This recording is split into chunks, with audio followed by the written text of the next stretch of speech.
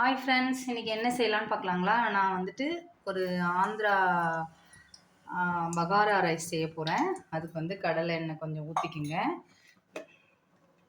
நெய் 2 ஸ்பூன் நெய் போட்டுக்கோங்க. இந்த கிளாஸால் ஒரு 3 கிளாஸ் அரிசி போட்டிருக்கேன். பாஸ்மதி ரைஸ் தான். அதுக்கேற்ற மெஷர்மெண்ட்டில் தான் நம்ம இப்போ எல்லாமே செய்கிறோம்.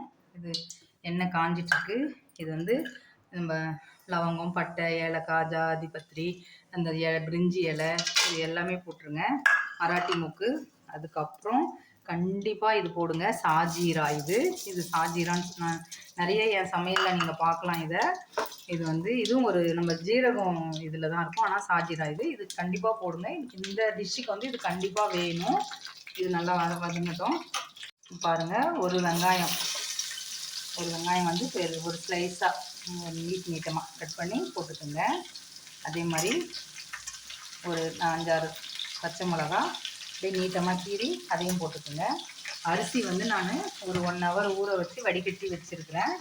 அது எல்லாமே நம்ம குக்கரில் தாளிக்கிறது இருந்தால் கூட தாளிச்சிக்கலாம். இது நல்லா நமக்கு வதங்கட்டும்.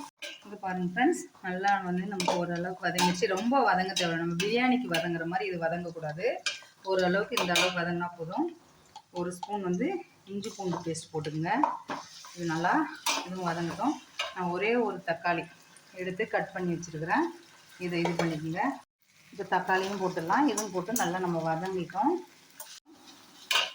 தக்காளியே போடாமல் கூட செய்யலாம். அது ஒரு வாட்டி நான் செய்கிறேன். இது தக்காளி போட்டு செய்கிறது ஒரு வாட்டி. இது நிறைய மெத்தட் இருக்குது பகாரா ரைஸ்லேயே. வந்து இது ஒரு மெத்தட். இது வந்து இப்போ தக்காளி போட்டு செய்யுங்க. நல்லா வதங்கி வந்து பாருங்கள். இப்போ வந்து நம்ம புதினா, மல்லி கட் பண்ணி வச்சுருக்குறோம். இது எல்லாமே அலசிட்டு நல்லா அப்படியே ஒரு கைப்பிடி சேர்த்துக்குங்க. நல்லா வதங்கட்டும் ஃப்ரெண்ட்ஸ். நல்லா வதங்கிடுச்சு. இப்போ நான் வந்து இந்த கிளாஸால் நான் 3 கிளாஸ் அரிசி எடுத்திருக்கேன். 1க்கு 1.5 அந்த மாதிரி கணக்கில் தான் நான் எடுத்திருக்கேன். தண்ணி இதில் 4.5 5 கிளாஸ் கிட்ட நான் வச்சுருக்கேன். இது நல்லா கொதிக்கட்டும். நம்ம வந்து உப்பு போட்டுக்கோங்க. இது வந்து கொஞ்சம் அந்த குழம்பு தான் சாப்பிட போகிறோம். இந்த வச்சு இட்டியாக கூட சாப்பிடலாம், சூப்பராக தான். இது ஃப்ரெண்ட்ஸ், சாரி, நான் இதில் 2 பொருள் மறந்துட்டு போயாச்சு. நாங்கள் அர்ஜென்ட்டில். இதில் ஒன்றும் இல்லை.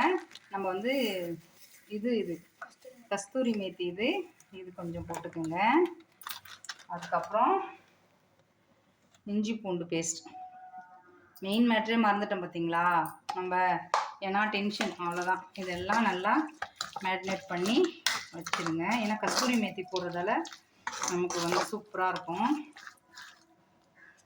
இங்கே பாருங்கள் ஃப்ரெண்ட்ஸ், நல்லா கொதிக்குது. இப்போ வந்து நம்ம அரிசி போட்டுடலாம்.